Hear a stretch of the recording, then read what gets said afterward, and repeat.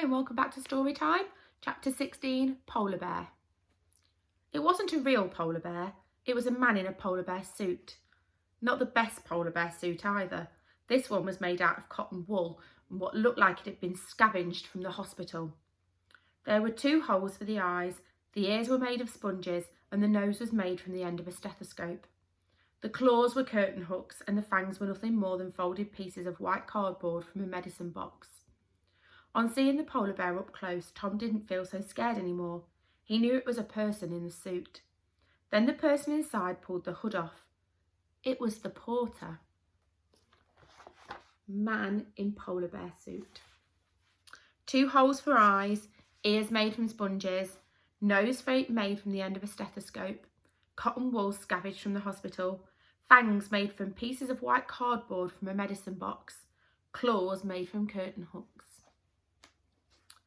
On seeing the man's misshapen face, the boy screamed again. Ah! Hello, children, said the porter cheerfully. I'm so sorry I'm late. Tom was breathing in and out, far too fast now. What? He panted. Slow down, young sir, said the man. It's only me, the porter. So, it's you behind this? Yes, it took me weeks to sculpt that Arctic wasteland from the ice in the freezer room. Thankfully, it hadn't been defrosted for years, so there was plenty of snow to play with. Tom was bemused. He had been told that the Midnight Gang was for kids only and a secret from grown-ups. Why on earth was this scary-looking man involved? Hello, porter, said Amber as George and Robin struggled to wheel her to the entrance of the freezer room. Good evening, young Miss Amber, replied the man. I was planning to pop out from behind the igloo dressed as a polar bear and surprise you, but I just couldn't sew on the ears in time. The man offered up the hood. One of the black sponge ears was dangling by a thread. It's brilliant, exclaimed Amber. It's your best one ever. I'd hug you if I could. The porter gently patted her head with his cotton wool glove. That is sweet. Thank you, young lady. The wish to go to the North Pole took rather a lot of thinking on my part. I never thought when I was admitted to hospital to have my tonsils out I would end up meeting a polar bear, remarked George. It's not a real one, George, said Robin. Yes, I realised that, said George, soon after he took the hood off. Oh dear, purred Robin. But Porter, why are you doing all this? Demanded Tom. Me? Oh well, I suppose I've always liked to help out the Midnight Gang right from the start, replied the man with a glint in his eye. I've just got to be careful Matron doesn't find out, or I could get fired. On the spot.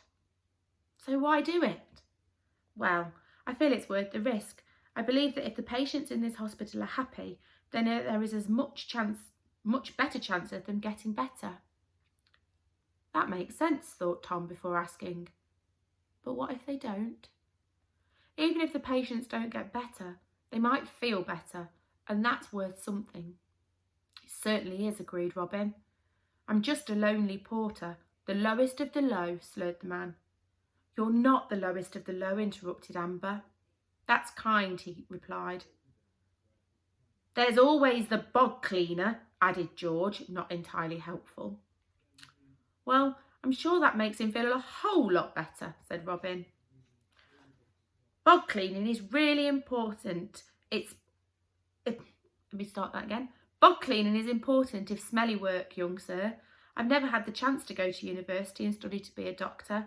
That's what I would really have loved to have done with my life. I spent a lot of my young life in a hospital, not unlike this one, trying to straighten this, move that, he said, indicating his misshapen face. None of it worked. I missed out on a proper education. I would have loved to have gone to school, but I was told it was better I stay at the hospital where I wouldn't frighten the other children. Suddenly, Tom felt a hot surge of guilt. The boy had screamed when he'd seen the porter. Not once, but twice. I've been in hospital now for 2 months with these blasted broken arms and legs of mine, said Amber, and so many children have come and gone from the ward in that time. So many dreams have come true, and none of us could have done it without you. The porter looked a little bashful. Why, thank you, Miss Amber. I have to admit, there have been some absolute beauties, haven't there? Tell me more, demanded Tom. See you again soon. Bye.